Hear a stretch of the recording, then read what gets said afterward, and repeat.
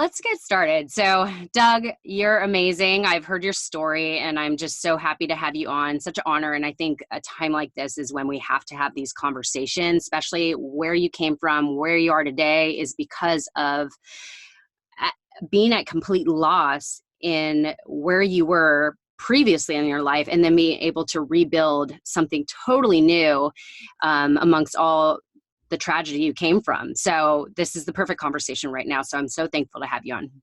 Yeah, happy to be here. And you're right. There's no better time, I think, to talk about going through adversity and overcoming things that are tough than right now, because we're in the thick of arguably the hardest time in America in a very long, I mean, from what most people who are living today can remember. Yeah, I mean, 9/11 was extreme. I mean, that was insane to go through, but is a whole nother level. And I can't even wrap my head around it yet. Honestly, I'm trying to, it's really hard to think about all the people that are suffering right now. And I think nobody is immune to it. And we are all suffering in our own ways. This is where mindset and strength within ourselves really comes in. So I really want to touch on this today. I know some people might not relate to your story, but in a time like this, I think we could all pull out tangible tools that could use today in our life going through this situation. So I'm happy that we could just bang out a great episode. So Yeah, I'm happy to pivot whatever way you want. I'm happy to talk about using bits of my story and how it relates to getting through the coronavirus and different tips that are relatable that anybody can get started doing, after they get done listening to this. yeah. Well, so before we jump into all that, I would love if you could share a little bit about your story, what it looked like before you got into the new Doug you are today. Yeah. So, I mean, today, I guess, just to paint a picture, I mean, I'm a best-selling author. I'm an entrepreneur. I've been a personal trainer now for about a decade, um, but it hasn't always been that way. And I think about 11 years ago, fitness saved my life from the depths of despair when I was incarcerated on felony drug charges. I was completely hopeless. I was suicidal. I had a $200-300 a day Oxycontin habit that was crippling me to the point where I didn't want to live anymore. And it stemmed from a lot of childhood trauma as I'm able to grasp it now and look back to where things came from. Grew up in a broken home, was bullied a lot in school, suffered every form of abuse. And because of that, I felt this yearning for finding out what was wrong with me. I was like, why am I less than? Why am I not attractive? Why am I being told I look like I had Down syndrome? Why am I too afraid to talk to girls? And all these questions you start asking yourself, because at the time, I was at this time, I'm 10, 11 years old. My parents had gotten divorced, when I was 5 or 6. And I just was looking for answers that weren't going to be found at the moment in that time. And I would love sports, but I was the total opposite of what an athlete was. I couldn't jump, couldn't run. I was fat, not out of shape. And so I just spiraled into this low, self-loathing, depressed Doug. And 14 years old, I got offered my first hit off a marijuana pipe. And it's funny, we're talking in 2020. Back then, it was 2001. Pot was it was the worst. It was if you got caught smoking pot in your house, you were like an enemy, right? So, but for me, I smoked and I felt like that monkey come off my back where I could feel at peace with myself. I didn't have to worry about whether I was ever going to be loved, something that was obviously a concern of mine. I didn't have to worry about what I was going to do in the future. I didn't have to worry about people making fun of me anymore, because I had this crutch now that I was able to lean on. And so, as we know, that once you get that high and that crutch, you got to continue to get it. So it just led to me smoking every day and then selling it to support my habit, and just all kinds of debauchery as a teenager, kicked out of my mom's house and as a teenager, and then switched schools, and then was kicked out of my dad's house. And so the summer after high school, which I barely graduated, things really took a turn for the worse.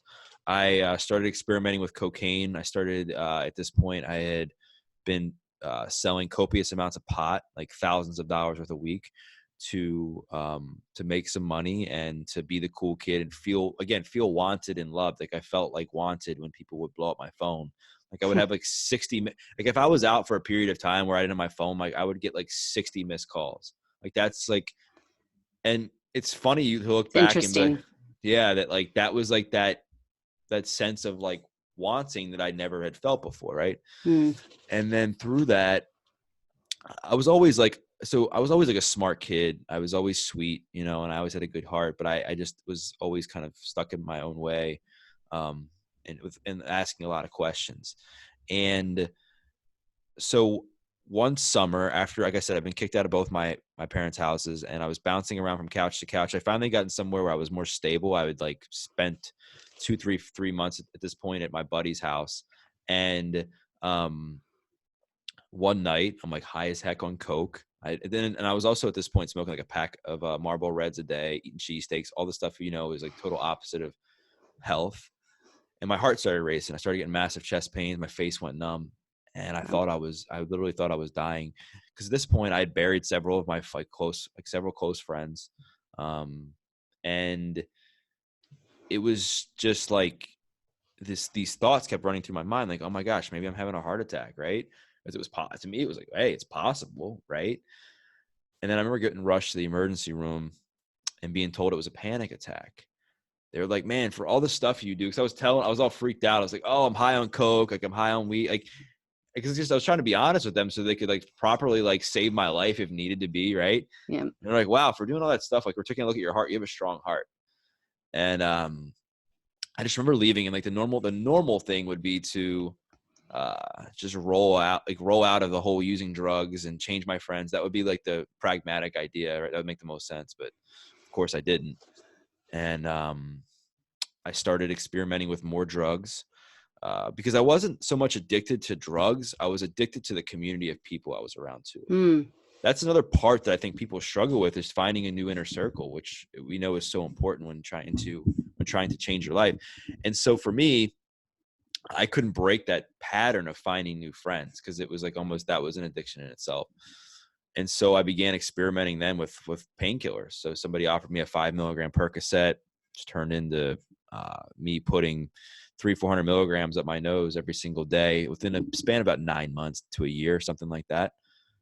And to the point where like half my left nostril was missing. I was at this point 20 years old, and I didn't think I was going to live to see my 25th birthday. I would actually pray that I mean, there was times where I would literally cut up a line of painkillers with a line of coke, and I would pray to God that I snorted it and didn't wake up.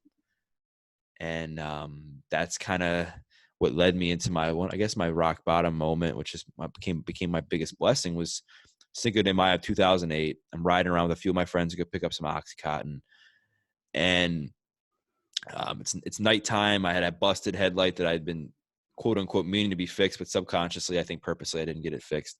I high beam this police officer that's it's running radar, which of course, not thinking Cinco de Mayo is like one of the biggest drinking nights of the year. Yeah. He pulls me over, and again, subconsciously, he's like, "Can I search your car?" I'm like, "Yes, go." Well, what do you do? I had a half a pound of pot, a couple $1,000s in cash, found everything, put me in the back of a car, and went to jail. Got charged with the felony, intent to distribute marijuana, and I had to await going to court in September. So again, a normal smart person would say, okay, I got to stop using drugs, get my life together, so when I go to court, I present myself in the best way possible to get off of this, right? I went the opposite way. I just continued to use drugs, continued to do what I could to sell. I was in the hole to a drug dealer, like $5,000. I was having my life threatened, all this stuff. Started having suicidal thoughts. Not like, I never thought like about taking my own life in a way like that was like either hanging myself. Nothing. It was more like the drugs. Like, I'm going to go out hard. Like my friends and I always joked, like the whole, like people who died at 27, like Jimi Hendrix, Kurt Cobain, like all those drugs. Like we like idolize that. Right. So like, I thought I'd be dead by 25. So I went to court September 30th, 2008, and the judge sentenced me to 5 years, suspended everything but 90 days, 5 years probation, 200 hours community service, all kinds of fines and drug classes. But he's like, Doug, if you complete everything without messing up, I'll take the felony conviction off your record and give you a PBJ. I remember standing in that courtroom. I'm 20 years old. I'm like, at the time, like I said, where I was in my mental state, and I didn't think I was going to live much longer. So I was really hopeless, and I was just like, yeah, man, whatever. Like, I'm not going to make it. Like, at this point, this is 2008. I'm like, well, 2012, the world's supposed to end. We've got the coronavirus coming in 2020. No, I'm kidding. But I know. Oh.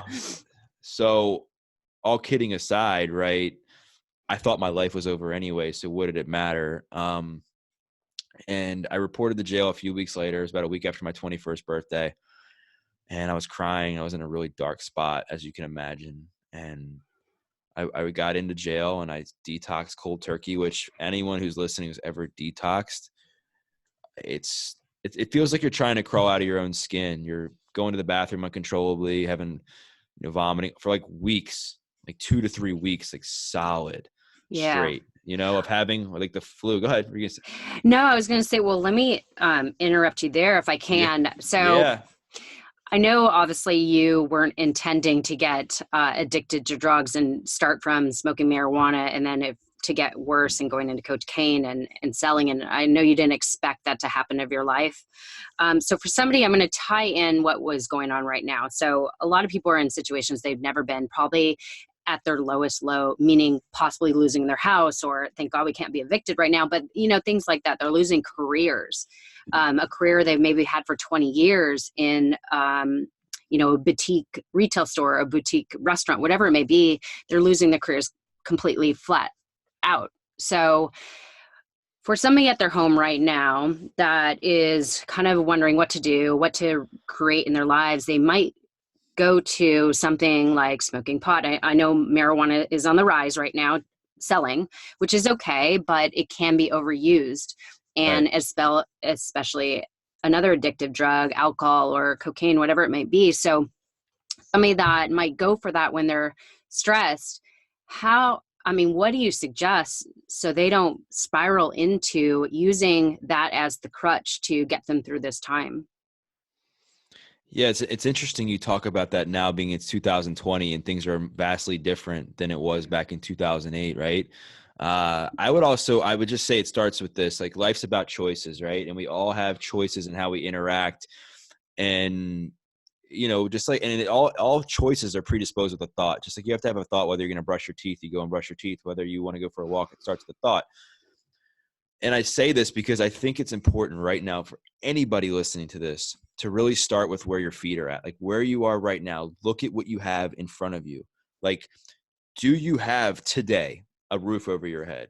Do you Thank God. today, right, have your health? Do you today have some money like in the bank somewhere? Doesn't have to be like, do you have people you can call? And start there and really get yourself immersed in gratitude. And gratitude's not going to save you from this. It's not like the cure for this, right? I'm just saying it just starts with implementing some positive coping strategies to get you through this that are going to set you up for when this thing's over, because hopefully this thing will be over in a few months and we'll get through this, right? And if you end up like making some choices that you end up falling in the pits of the addiction and all that other things, that the problems that were once the size of a golf ball now become the size of a bowling ball. Because now you're not only battling the financial burden that you had at the beginning, you're adding in an extra financial burden from not putting any effort and work into rebuilding some money right now. And you now are potentially addicted to drugs and alcohol, which is an entire different animal in itself, right? That's one thing that I would just say, like, just know, like, play the long game. Like, don't focus on like what's going to happen in 2, 3, 4, 5 months, but play the long game in the sense, I mean, like, is what you're doing today something your higher self would be proud of? Is what you're doing today something that you would want your kids to do to respond to the situation? Is what you're doing today the same advice you would follow if you gave it to your best friend? And like, look at like the things you can do to positively bring out the best in you. And I don't mean it in a fake way. I mean like exercising. Like, it doesn't have to be going to the gym. Like, I'm not going to the gym right now, and it's obviously hurting me because I love lifting weights, right? But I'm getting 20, 30, 40 minutes of exercise in a day. It doesn't have to be taking hours at the gym. And now more than ever, it's so much more easily accessible to get workouts in, whether it's online, Yeah. whether it's getting outside for a walk, going for a hike, doing some calisthenics in your house. YouTube, like anything is so easy to get workouts for free. Nothing. Like, I'm a trainer, and I mean, obviously I would love people to pay me to train them, but like there's free workouts all over the place. Yeah. There's workouts you can get for a few dollars a month. Like we didn't have that 15 years ago. I would also really focus on like where you're spending your energy. If you're putting your energy and focus into watching CNN and Fox News and MSNBC, I mean, just all the news channels that are creating more fear in us right now, right? I mean, you're going to fall into this downward spiral of being more stressed than you need to be. And I'm not to say you shouldn't pay attention to coronavirus, but just have like, set yourself some boundaries. Like for me, some of my boundaries right now are unless Donald Trump or my local or my governor is speaking, I'm not watching the news because then I'll know something that where I have to make a change or they're making an announcement of what I can Right. and can't do. Right. So, and the reason I say this is because right now more than ever, you have to focus on what you can control, and what you can control Yeah. is how you love yourself. Am I making sense? Absolutely. And of course, I'll add on to that. So if somebody is trying to like de-stress and they're grabbing a glass of wine, some people are doing that, of course, and there's nothing necessarily wrong with that to do. No. But the fear I have with some people, again, this is affecting the whole world, is that somebody's going to continually grab that glass of wine, become a little lazier, and maybe not pursue or go after the next steps they need to move the needle forward during this time. And so it's best to just, like you said, form these habits and boundaries to set yourself up to win the day and to move your needle forward. That's what's critical. And I know the reason why I'm touching on this is because obviously you didn't expect your life to turn out this way. You didn't expect you started with one little bit and it would, explode into something bigger. So I think it's important for people to hear that be mindful of what you are doing during this time, because stress can really, really get us to do things we normally wouldn't do. As a band-aid, like you said, you were using that part of the thing was getting all these messages from your people that made you feel like, oh, people want me right now, or like me, and all these things. And I think it's being very aware of where you're tuning in your energy and how you're moving yourself forward. And it's easier said than done, but the key, I think, during this time is people not to be mindful on the healthy habits and the unhealthy habits, right? So Yeah, absolutely. And here's the thing, right? Here's the thing I look at. So the thing that most people are probably fearful of right now, if I had to take a guess, is number one, before anything else, is the finances, financial crisis, right? That's the big thing right now, is because there's a lot of uncertainty with that. What's the stimulus package going to look like? Am I going to be able to return to work? Are people going to hire me? Like, there's a lot of uncertainty there. How am I going to take care of my family? And then obviously getting the virus itself, right? mhm. So what we know about making money and being successful and helping other people is that you have to take care of yourself first. You have to put that Oxygen oxygen mask. mask. Yeah, Yeah. right. Maybe at the Yeah. same time. And then if you're out drinking every night Well, and we can't go out and drugs, drink right now, but right. go Well, I mean, or inside and if you're home, like yeah. drinking or whatever, and just like letting that like control you, like, it's one thing to get a lot of stuff done throughout the day and be like, you know what, I'm gonna have a glass of wine just to Mhm. relax. But it's another thing to crack the bottle open and just start drinking because you're like watching the news and stressed out, right? So, and what we know about the financial thing is like getting into rhythms like that will negatively impact your finances 100%. Yeah. Doing things that are not going to set you up to be better tomorrow will negatively impact your finances. So why not hang your hat on the fact that things are going to be okay in like 2-3 months and that everything's going to work out, and do everything you freaking can right now to reinvent yourself, to reinvent your health. If you need to lose that weight, maybe it's to spend more time. Absolutely. Like if you're in a relationship with somebody, to spend more time like with them or with yourself, or put more time and effort into like writing that book you want. Like, I mean, I could name out a There's so bazillion many things, things. right? I saw this one person post, and I know we could go in total Yeah. different direction, but just to touch on this a little bit, I saw somebody post like, I've never been so bored. And I'm like, what? I'm like, I have so many things I could think that I could focus my energy on. It's amazing. But granted, like no matter what, take advantage of it in a positive direction. I mean, there's so many ways we can. So again, not to steer so far away, because I do want to touch on your story, because it is all about how you reinvented yourself during the hardest of times. So if we could bring it back to when you did go to Yeah. jail, because we know why you went there for your felony charge. What then happened in jail? What Yeah. transformed? Yeah. So real quick before I go to this, I want to, so like to kind of like tie up like the loose end on that. Like the other thing was like people are worried about getting the coronavirus, and I'll tell you why this isn't going to make sense to tie into my story. Is the number one thing that like messes with your immune system is stress. So doing things to lower your stress level is going to be so important to boost your immunity anyway. So like why not hang all your efforts in on doing stuff like that. And then to your point, when I was in jail, I was managing my stress and everything I had going on in my life in the worst ways possible. Worst ways. I was playing the victim. I was doing drugs. I was going to strip clubs. And not there's anything wrong with going to strip clubs. I don't like, but I did it for the wrong reasons. I was doing it to get some like false, love and all these filling these voids that I wasn't filling myself. And then in jail, my cellmate, my cellmate, was the guy who wanted to start me exercising. And at that point, like I said, I was detoxing, and, he looked at me and he's like, when you get done your detox, we're going to start working out together. And I was like, dude, have you seen me? Like I could be you talk about how you're a model. I could have been a model for Pillsbury.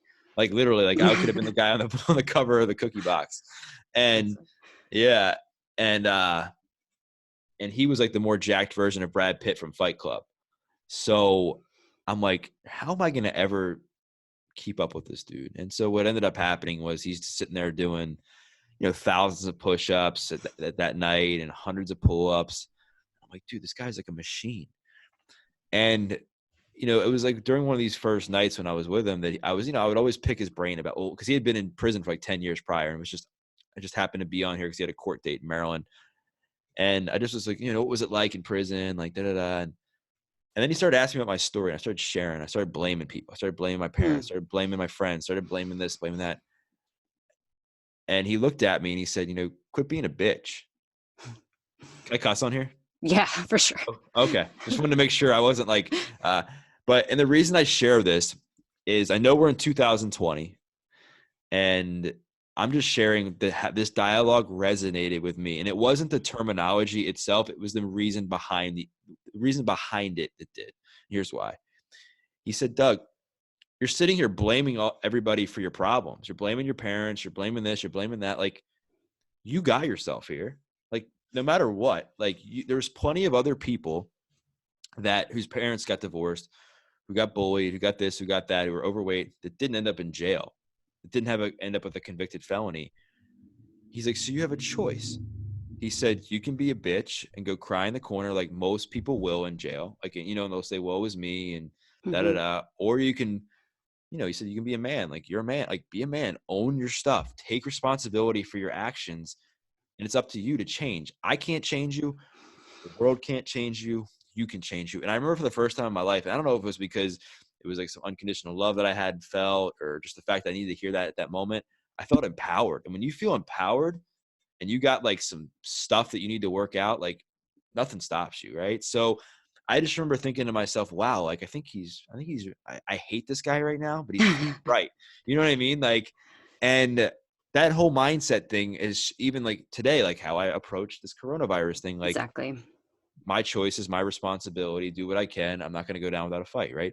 So it was like the next couple of days, I was like, all right, I'm going to give this exercise thing a try. Right. And I remember getting down to a push-up, couldn't even do one for my knees. It was one of the most embarrassing moments of my life, because here I am, 20 years old in front of a bunch of grown men, like couldn't even hold myself up. And I remember being like, why can't I do a push-up? He's like, because you're fat. And I was like, what? I was like, nah, I'm just like pudgy. And he's like, no, you're fat. And I'm like, oh, okay. Like, and again, it was like him saying that stuff to me. It just triggered some things in my mind that I didn't like to hear, but I needed to hear. Like the one, I guess, positive thing Tough about love. being in jail is there's a lot of tough love and there's no sugarcoating anything. And whether we like it or not, that's one problem I think we do have, is everything's sugarcoated. People don't like to hear the hard truth. And sometimes the hard truth is what they need to hear to get to the solution. So but he trained me in there every day for the next few months I was there. But he was like, you're going to show up. You're not going to complain. And if I catch you like cheating on the diet he put me on, he's like, I'm either, I think like the deal was like, I'm going to punch you in the stomach or I'm not going to train you. And I knew if he punched me in the stomach, every like bone in my body would break. Yeah. That's funny. Yeah. So like literally, like, it was like day by day, push up by push up. I got to the point where I could, run a mile and do 10 push-ups.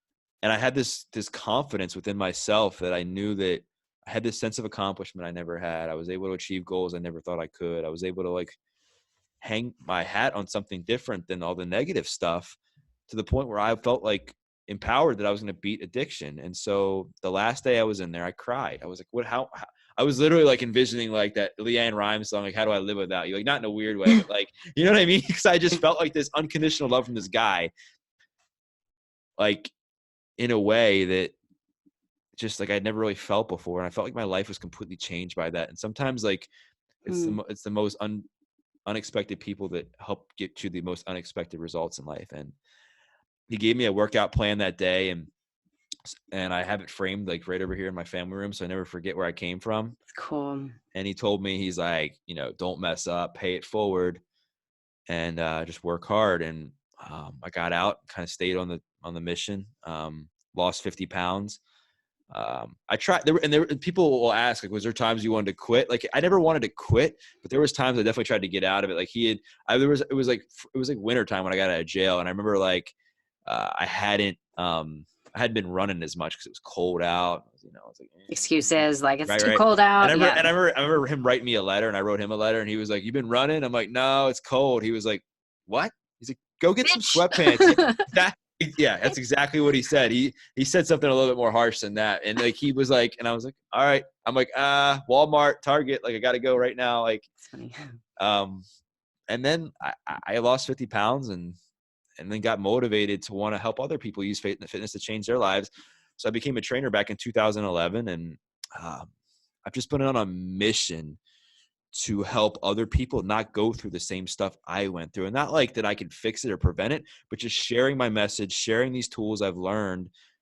And, you know, I got a job at a gym back in 2011 and built a very successful personal training business, and time flew by. The felony came off my record. Uh, Wrote my first book, From Felony to Fitness to Free, back in 2014, to help other people know that life's about choices. Like, I had every excuse in the world to sit in that jail cell and do absolutely nothing. Nothing. Like, he could have said anything in the world to me. I could have just said, you know what? Screw you. I'm going to sit here and cry. But something inside of me changed. And then that just, again, set me up to be able to manage my emotions, to manage my responsibilities, to manage how I was going to act in life, to a point where it wasn't in a negative way. So, um, you know, Let me after, go let ahead. me ask you, what made a difference in what he said opposed to possibly anybody else that was trying to help you in your life during the time you were going through what you were going through? What was different about the way he approached you? No I think it was like bullshit. that. I think it was like that. It was no bullshit, and he had no skin in the game. Like, what did he have to gain out of this, right? Like, he was like being like, what did he have? Like, he literally was you know, to pay him, I had to give him some food every week, but it wasn't like he was short Mm. on food. His drawer was full of like food from commissary. Like, so it wasn't like he was hurting. Like, there was not. He had no skin in the game, and for some reason, he picks me. Like, there was so many other people in there, and I I just felt like he cared about me unconditionally, which, I'm not saying that my parents didn't care about me, because obviously they did in the best way they could. But I guess I never really felt it. Like, I felt like when I was going through my stuff, like I felt like I was betrayed in the worst possible time, which, tough love sometimes is love, and they did the best they could, but it doesn't mean I didn't feel anything from that. Hmm. And again, I blame them for a lot. And now I don't. Now I'm like totally different. I see my faults. I'm not saying that they couldn't have handled it better. I'm not saying how they handled things is the right, but I own my responsibility in how I respond to that situation, because once you That's relinquish key. control over that, you lose. Because then your entire life, you're going to blame everybody. You're going to wait for the stimulus package to come. You're going to wait for this, instead of like focusing on what you can control right now and just not giving up. Because there's so many times in the history of our country where people had to do this. They had to not give up and do everything they possibly could to get their message through, to get their finances taken care of. So after I wrote my book, my first book, I thought I had it all together, right? And this is another like pivotal moment in my life where I'm like 5% body fat. I'm like looking to model for Abercrombie and Fitch. I'm like trying to possibly go on that show, The Bachelor. Like, literally, I'm like 26, 27 years old. I was making good money as a trainer. I was, you know, in recovery. I'd written a book, like, what do you do, right? But I still had this like piece inside of me that was missing. And it was like more like the spiritual component, because growing up, I was raised like old school Greek Orthodox, where and my vision of religion was I hated going to church, number one, because like I was like, why are these people like going to church on one day of the week and then they're like assholes the rest of the week? Hmm. And not I'm not saying specifically my church. I'm just saying in general, Yeah. like, and I'm like, and I knew like you were good, you go to heaven, and you're bad, you go to hell. So I was like, I knew that I was on the highway to hell, and so fast forward to that moment where I had no spirituality. I remember just breaking down crying. I was in Disney World actually, and I was just at a mastermind event, and I was crying. I thought I had it all together. I thought had it all figured out, and I didn't. And I had so much shame from my past still that I was like, wow, like, am I ever like, why don't I feel loved? Like, am I ever going to feel like like all of my clients, like, how are you not married? Cause I was a parent, I was like, how are you not married? You look like Mark Wahlberg. You're successful. Like all this, I was getting told all these things on a regular basis, but I didn't believe it about myself. I still Yeah. looked in the mirror and saw Fat Doug. I still looked in the mirror and saw this drug addict, drug dealer, felon in the mirror. And not always, but there was part of it that was hindering me. And I got challenged a lot to look deep into myself. And that's where spirituality came in. And I remember like one of my clients happened to be a pastor at a local non-denominational church, which I still go to today when I'm in town. And he's like, you got to get some like Jesus and God in your life. I'm like, no. Right. And then like, sure enough, like in that moment, I was like, you know what, I got to give it a try. And I was like, what do I have to lose? And then I remember like praying, and I don't know what it was. I can't really describe the moment other than that I got out and I felt the same monkey come off my back that I felt like when I was doing drugs. And I called my mom and cried to her and told her that I loved her and was sorry, like for the first time in my life. And I cannot describe what else happened other than like all these coincidences just started happening. I started meeting new like people that were more aligned with me and all this stuff. And I started to be okay with my past and knew that I wasn't proud of a lot of the choices I made, but I was it was meaning behind it. There was purpose. And I couldn't make up the fact that I had a guy helping me to transform my life in jail through fitness. And now I'm helping other people to do that. And it helped me be okay with who I was and let go of a lot of the burdens and then dig deep into like the meaning and purpose behind it, where I started looking into trauma and in my childhood and gaining understanding and building like connections to why I was not feeling confident about myself. So that like really like took another spoke of development for me, because I had this whole spiritual side of me that I'd never had before, encompassed with everything else. And it inspired me to write my second book, Faith, Family, Fitness, where I help people, develop and cultivate a spirituality approach that works for them, hang out with people that bring the best out of them and stay fit in every way, mentally, physically, and spiritually. Right. And I think every book I've written has been a reflection of my story from where I was at that point in my life. So like my first book I written when I just gotten the felony off my record, that book I wrote when I just like really gotten passionate about faith and how that impacted me. I wanted to share my message with others.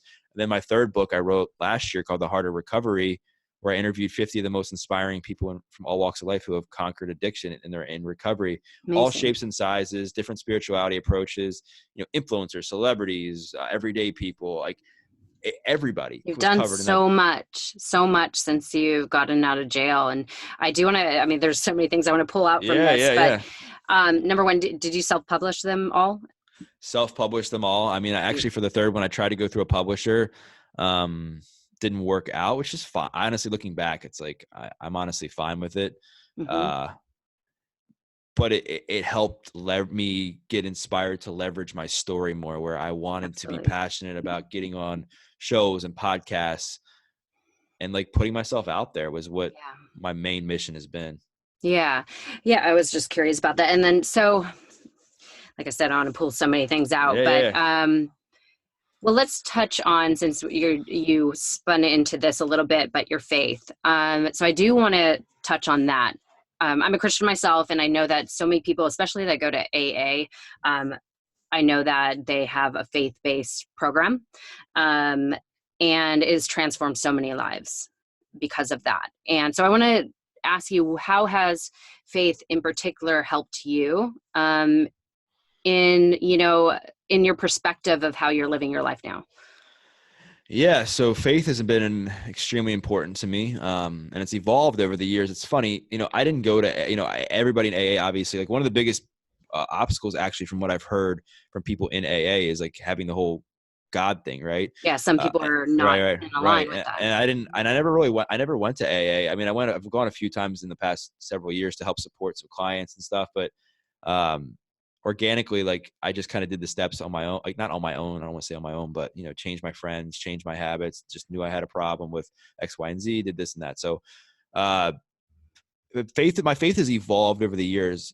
Obviously, I still believe in God. I believe in Jesus, but I'm also like adaptable to other forms. Like meditation, I think is something that's important. Getting Mm-hmm. out in nature, like just embracing and not judging and trying things to try to like, so you're more open to it. You don't have to agree with some of the approaches, but I think just trying different things to incorporate them into your life is key. And I think faith and Christianity get a bad rap.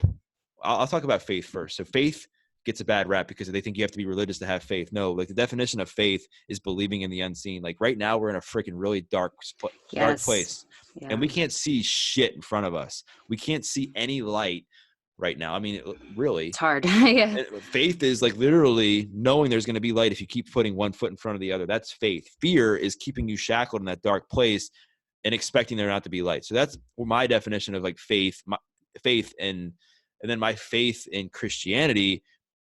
People don't hate Jesus; they hate Christians, right? Like people, you can never say a bad Right. thing about Yeah. Jesus. Like how could you say a bad thing about him, right? So I've always tried to live my life, and I'm not perfect because obviously I'm a human too, to treat people like Jesus would, to hang out with people, um, to hang out and support people that are less fortunate than me. It doesn't mean you have to spend all your time there, but just like not to judge people that are less fortunate, to treat people with respect and love and care and show up for people, but also like speak truth. Like Jesus spoke a lot of truth. Jesus asked a lot of questions, like ask questions to people. Like that's what's helped me in my business is asking the right questions to get them to unpack and unveil some of their struggles. Right. So, Mm-hmm. um, and I think to me, people get lost in like the logistics of it. Like they're like, ooh, like what's me being a Christian mean? Like if I put it out, I guarantee you there's so many people who are Christians and claim and then are inside that are so afraid to put it out there because of judgment. I guarantee you. Because of obviously look at the Catholic Church and what's happened there. And Yeah. you look at, a lot of people who claim to be Christians that are tearing people down left and right or having affairs and all these things that are like staples in being a Christian, right? Uh, but it's been big for me because I hope to be that people can look at me and say, I think he's different. There's something about him that's like, he's still goofy and corny with his jokes, but there's something different about him in the way he treats other people. That's great. I love how you say that faith to you is seeing the unseen. And I think that's important in these times. So that's why I wanted you to touch on what it looks like to you, because I think that that is what we need right now. Is just faith, number one, in ourselves, and then faith in that we will all collectively survive this. So, that faith goes in so many different directions. It doesn't have to be a spiritual approach, even though it is for some and many. And then as far as family goes, I know that you were very conscious in choosing the right people to hang around. I'm sure you got rid of all your old friends when you got out of jail. How have you used family in your life? What do you speak about as far as family and reinventing yourself and who you surround yourself with? Yeah, Erica, it's funny you say that. I mean, something I'm really passionate about because I've experienced it on both sides. I've experienced hanging out with people that don't bring the best out in you. And I'm not saying that people force you to do anything because we're all our own people. Literally, though, if you show me your friends, I'll show you your future. Like if you're hanging around 7 or 8 people that are doing drugs all the time, they're complaining, they're eating Cheetos and cheesesteaks, I guarantee you, because we're creatures of habit and we adapt to the environment we're in, our environment creates a false sense of normalcy. So we'll begin to think that's normal, that we'll begin to be that person eating Cheetos, eating cheesesteaks, and doing drugs. And I've been that person and I saw what it did to me. And then on the flip side, I've also been the person that has had to let go of a lot of people, and not saying that they're bad people, Right. right? Just saying that maybe like we didn't align anymore, like at Mm, all there you with go. where we were Yeah. going. And I had to say, like, do I want to be that guy who's 40, 50 years old looking back and like, man, I'm so thankful that I made some hard decisions early on to to change who I hung out with and change my inner circle and change myself. And now I have a great family. I got a wife who I have a great relationship with. We're changing the world. We're doing this, we're doing that. Or do I want to be that guy? It's like, gosh, I wish I would have like listened to my gut and stop doing this and that. Right. And so now people in my life are only really people that bring the best out of me and that Yeah. like are there unconditionally. And not to say that everybody has to be like a world changer or have big goals, but you get what I mean. Like they have to be people that are aligned with you and in the way you're going. And as far as my immediate family, I mean, I've rekindled a lot of relationships, and it's hard, right? I think it's hard because we're conditioned as a society, to stay loyal as heck to the people you've known for the longest times, right? Like that's how we're conditioned. I'm more like have a common future with somebody, not a common past. Not to say that you shouldn't hang out with your family. You should. I think there's a lot of things that can go wrong, like generationally, if you don't have a relationship with your parents, right? Um, but just making sure you're setting boundaries and knowing that like you don't have to be uh, responsible for their behavior and how they treat you. Like you're responsible for yourself. And if there's something you don't want to do or you don't want to go to a family event, like it's totally okay to say no Yeah. to some things. Does this all make sense? Yeah, absolutely. And I think what you touch on is the common future instead Yeah. of your common past. I think that's really key, is looking at that as how you're aligning your life with where you want to go. And I think that's going to pivot you into such a better future just by choosing, to surround yourself with the people that are like-minded and at least in the right direction as you want to go. So I think that's super key. And what you talked about also taking responsibility, I think that's absolute key. Obviously, you're not responsible for if you're abused as a child and things like that, but you are responsible for how you interpret that and how you respond to it going forward. Of course, when you're young, it's a little bit different, but when we're adults, we are responsible of how we carry ourselves from that experience. So taking the radical responsibility is key to really transform your life. And I know you talked as well about this, is you had to forgive yourself as well for all you've been through and all the shame you felt. And you had to really do the deep work to love yourself because you realized something was missing. And I relate to that because I used to have a lot of people say to me, like, why aren't you married yet? Why aren't you, like, you're such an amazing woman and all these things. And I'm like, I don't know. But honestly, how I could look at that now is part of that was I didn't love myself enough. Of course, this is transformed to where I am today, but I know in that position, I think that's truly why as well, is that I still had my own baggage that I hadn't healed yet. And I think that's important, that when we're going forward today, where we all are right now, this is the time to go within ourselves and really look at, like, how am I serving myself today? How am I pushing myself forward and moving the needle? Like, maybe there's some work I need to do at this time, and maybe there's some trauma I need to heal. And I know it takes work to get there, but I know fitness is a huge part of your life. It's a huge part of my life. I had the most killer home workout this morning, and I love it. Actually, I'm enjoying my home workouts because you could do anything at home. Maybe for weight building, if you don't have the weights, it's a little challenging, but no matter what, you could figure it out, like pick up a couch or something and lift that. Yeah. So home workouts. So the time that people could really utilize these moments to better your health and your fitness and reduce your stress is by fitness and working out at home. So how do you tell me about fitness and how it's changed your life? What has it done for you in particular? I mean, of course, it's totally pivoted you in a complete new way and career and everything, but how has it mentally helped you? Yeah. I mean, mentally, I think it's done wonders, obviously, because they say like mental fitness and physical fitness go hand in hand. So I think obviously it's just a coping mechanism, and it also gives you some consistency. And I think right now people are looking for some consistency because there's a lot of inconsistencies out there with what's going on in the world. And it just gives me your sense of accomplishment. If one thing, you talk about self-love and honoring yourself and loving yourself enough, like there's no better way to love yourself and show that than taking care of your body. I Like agree. we only get one body, taking care of it to the best of our ability, but not overdoing it. And what I mean by that is one of the things I always tell my clients or anybody who's asking me, like, do whatever workout routine works best for you. Don't worry about what your neighbor's doing. Don't worry about what your friends are doing. Like, choose one that you can do, because consistency is key. If you are trying to keep up with your neighbors, the Joneses, and you're doing a workout and you only last 2 days and you're off for another 2 months, um, like, what are you going to be able to do, um, to like, what are you going to be able to do to get yourself back to that point? Right. So, at the end of the day, like, you have to like really be consistent with what you're doing right now. And I think the reason that's important, and this is all coming back to something that's it's going to really make a lot of sense, is you have to have control over yourself. Yeah. And fitness is one of those things where you can control it. You can control what exercise routine you do. You can control if you're going to do it. You can control like what you eat.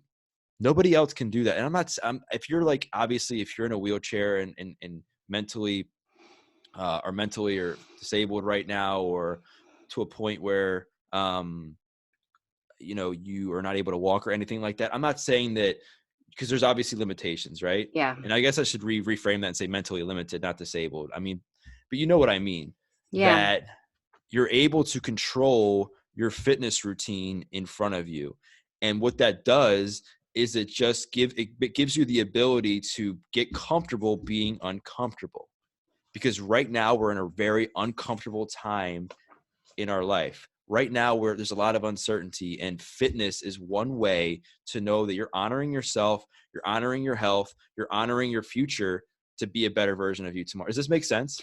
Absolutely. And I'm shaking my head up and down because I completely agree. And also it builds confidence. I mean, Yeah. like I said, I'm having best workouts at home, and I work out all the time. I do Pilates, I go to the gym, and but my workouts at home are more powerful and more like I have more strength, more energy, and I feel so good and pumped to accomplish the rest of my day. Because I completed one task, and it gives me more confidence for what I'm going to go after the rest of the day. And I think, like you said, consistency. I know that when you were in jail, obviously, if your jailmate saw you slacking, he'd be like, what the hell are you doing? It's consistency, get on top of yourself. You have control of this, and you set yourself up to win the day. So I completely agree with everything of that nature. And I think that it helps our stress, it helps our mind, and we have control of it. And I think that's really key, is that I think that's why so many people are sharing on social media right now, like these home workouts, because people realize how important fitness is. And, I'm with them on that. I'm all about it. So, yeah. Yeah. I mean, I think, at the end of the day, the effective thing you have to do is look at like how you're going to build confidence within yourself. How are you going to maintain like positivity to the utmost extent during times that freaking suck, right? Because you have no other choice. Are you going to, and I was talking about this on a webinar the other night, and I was like, you have two choices right now. Like, you can invest the hell out of yourself personally, professionally, spiritually, emotionally, and just do everything you know you need to do. And in 3 months' time, if the world freaking ends, everybody dies, we're dead. Doesn't matter. Like, we're all dead. That's our biggest fear. That's happened. But more than likely, what's going to happen We're is going to survive. we're going to survive. Hopefully, I mean, And if you do that, work on yourself, mentally, physically, emotionally, spiritually, to the extent full out that, you'll end up being a much better version of yourself, and it'll prove how strong you are, and you'll have new coping mechanisms you didn't have before. And guess what? That financial burden you were once afraid of, you're going to create some more opportunities because you have the confidence to finally follow through with some of the stuff you haven't followed through yet. You're going to probably end up meeting new people that can help you along the way, because if you're engaging in positive content and stuff, you're going to find like-minded people that are doing that. And you got to choose your suck. And I said this to a friend this morning. Hmm. I'm like, think about it.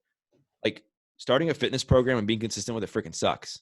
Like choosing to eat better sucks. Even now, like, I mean, I know the grocery stores are limited and all that stuff, but there's still opportunity to eat as healthy as you can. You might not be able to Absolutely. eat organic kale and grass-fed beef or whatever you eat right now, but you could probably still get food that's not cheeseburgers and hot dogs. Mhm. So this is a suck. It sucks, changing your focus of being in a routine where you're watching the news every day to listening to podcasts, or maybe only like checking your alerts of your phone. That sucks. It sucks to limit your time on social media. But what sucks even more is knowing that you should have, like, looking back and wishing you would have done it. There's so many people that are going to be in that position. And just like there's so many people today, before this whole coronavirus thing happened, there's tons of people that are like, I wish I would have done X, Y, and Z then. Yeah. Does that make sense? Yeah, exactly. And so I think, I mean, using our days really wisely right now, I think is key. And setting up our days, being in control of our days, in control of ourselves and what we choose to put in our body, do with our body and all that, and avoid self-sabotage, really. I mean, we could really go into a spiral of self-sabotage during this time. Like, why didn't I do this? Or why is God letting this happen? Or, I should have done that, so it could go on and on. I think we just really have to switch into the mindset of controlling ourselves at this moment. And, I know so many people have to possibly reinvent themselves right now. Like I said, we touched earlier on in the show that people have to change possibly careers. So I know that you started in the fitness industry and now you're focusing more on your personal brand. Yeah. How has that change been for you, and how have you held yourself accountable to do everything you need to do to move your needle forward and reinvent yourself another way and pivot a little bit? I know you're still in the fitness industry, but you're building on something else right now. So Yeah, that word pivot's a funny one because I think in life if we're not pivoting constantly and we're not evolving, we're dying, right? I So, and I agree. think sometimes life gives it's funny. I was talking to Chris yesterday, Chris Harder. I was interviewing on my show, and I was like, it's funny, man. Like life sometimes gives you what you need when you need it. And I'm not saying that this is a good, but I'm trying to pivot. I don't want to stop training because I love training. I love my clients, but I do want to generate and grow my brand more and use my gifts there. So, uh, what I'm pivoting into now, and I have been, is really sharing my story on a national level, which I think I've been pretty successful at, getting on the Today Show and in Men's Health and shows like with like being interviewed by Dave Hollis and on Impact Theory with Tom Bilyeu and Yeah. other ones that have just Awesome. given me a platform to share what I'm sharing with you right now. And it's given me the confidence to reach out to people like you and others whose shows I'm now coming on. And I'm not being paid for this. It's not like I'm not making money like from this. It's more because I like to help people. And I think when you like to help people and you're putting yourself out there, the fruit will come from that. And I'm not like sitting here being like, oh, I'm going to do this podcast and then I'm going to get like a Venmo from somebody randomly. No, I just know that I'm on the right track. I'm aligned. And that's one spoke of the wheel. I also started my own podcast called The Adversity Advantage to, I don't want to say leverage the connections I have, but I guess yes, because I've been blessed to be on a lot of the bigger podcasts and meet people along the way to gain some credibility in the podcast world, in the podcast space, to now where I can start my own podcast. And with the adversity advantage, it's really what I'm talking about now. It's how do you use times like this to your advantage? And I'm talking to people from all walks of life, but a lot of people that you wouldn't expect. I know we both interviewed Autumn Calabrese, right? So Hmm. you would look at somebody like Autumn, for instance, and think she has no trouble, right? Look at her. She's like arguably the most successful, beach body trainer programs, this, that, and the other. But listening to her struggles and how she's gotten through it, or any of the other guests I've had on, I'll just use her as an example because we both have interviewed her. I think people need to hear that because I think people Yeah. look at people online and judge them based on their followers. Oh, because they have 1 million followers, they have no problems, or they have $1 million in the bank, they have no problems. Like bullshit. Like problems still arise. The fundamentals don't change. How you manage and cope with yourself doesn't change at all. Yeah. And if you talk to any one of these people, they'll say the same stuff about managing stress that you or I will say, maybe different approaches, but very similar, like who they hang out with, meditation, spirituality, fitness, and I'm doing this on purpose to prove a point. Yeah. There's no difference. It's just how Right. you do it. And so now I'm also, obviously looking to help coach people in different facets. The one thing I'm really passionate about now is helping people get on podcasts, because there's a lot of people podcasting is a thing. And I've been very blessed to get on a lot and be able to have opportunities to continue to get on more. And I want to share my gifts that I've learned on how I've done it, how to do it the right way, what not to do, because there's a lot of people out there that Has have a us. message that Is that? have a message to share. And Yeah. there's a lot of people out there that they're going to have gifts to share after they survive this thing. So, and then also trying to compress all the lessons I've learned in the last 11 years into something shorter, so people can take a lot of the fruit that I've learned and adapt it to their life super quick. So offering a super intensive coaching is something I'm really passionate about too, because I've learned so much over the last 11 years. And I feel like I'm a how old am I? 32-year-old. I know, we forget as we get older, we forget. A 32-year-old trapped in a 60-year-old's body, because I have all this wisdom I've learned from being a sponge and investing tens and tens of thousands of dollars in my own personal development, to be able to position myself as somebody where I'm at now, where people are looking to me to help give them inspiration and hope. So it's a cool feeling. And not to say I don't struggle, not to say when my governor was all gyms are shutting down, I didn't wasn't Yeah. Oh my gosh. But you scramble and you do what you need to do. And you People are reinvent being, yourself. yeah. And I think people are really getting creative at this time. And I think that this is the time we really need to search within ourselves to find, get creative of ways you could pivot and reinvent yourself at this time. So I think that's key. So where can people find you? Besides, you have your podcast, Unfair Advantage, right? The Adversity Advantage. So yeah, so no, you're fine. Trust me. The Adversity Advantage. They can find me there on Instagram at Doug Bopst, or if people are looking to figure out how they can move a little bit better, wake up happier, if they go to www.dougbopst.com, there's all kinds of my interviews, and there's also a free resource on how people can wake up and become happier than they were yesterday. Awesome. We need people like you sharing your story and really empowering people to step into the greatest self and take their life by the horn. So what is, I ask all my guests the same question. So what is a piece of advice you'd share with somebody you've already written a couple books. I usually say, what would you put on the first page of your book? But just a piece of advice that you just would like to share with others. It's funny. If you had asked me 2 or 3 years ago, my one of it would have been to remember how far you've come and not how far you have to go, because I think that's important. I think right now it is that, you are what you put into, and meaning that if you're putting all your time and energy right now into the fear and angst of media and the coronavirus, and not to say that it's not important, right? That's what you're going to get. You're going to be fearful. You're going to be anxious and stressed all day. But if you're putting your energy into faith and knowing that things are going to be okay and that your life is going to be better, just having that mindset, even if you don't believe it right now, but just faking it till you make it, that you believe, you're having blind faith, that in 3 months you're going to be a freaking rock star, and just living like that, you will be so much better off mentally than you would have been if you didn't.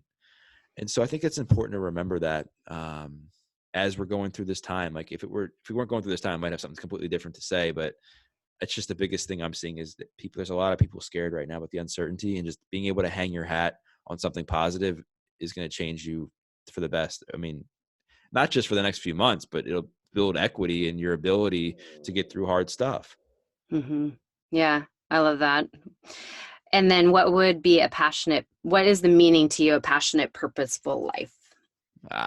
Well, I guess to me, meaning a passionate, purposeful life is just one that I feel totally aligned with what I'm doing, where my actions match my words, and that I'm really helping people become the best version of themselves through faith, family, and fitness, helping people rediscover who they really are in a most authentic, genuine way that helps them become alive again. Awesome. I love it.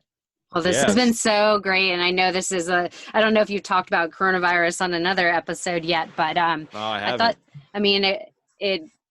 I was thinking about this episode today and or yesterday, and I was thinking, I'm like, well, it's so hard because I know people are more listening to things around the coronavirus. And so I was like, I want to touch on that, of course. And I'm like, actually, this episode's perfect for this because of how you shifted your life. I mean, you did 360 and created a new Doug, and that's exactly what some people might be doing. I mean, a lot has changed for me as well. And maybe for the better. I mean, I know I have a bigger purpose to serve, and there's lots of things that I'm trying to accomplish as well. And maybe this will push me and propel me into exactly where I need to go.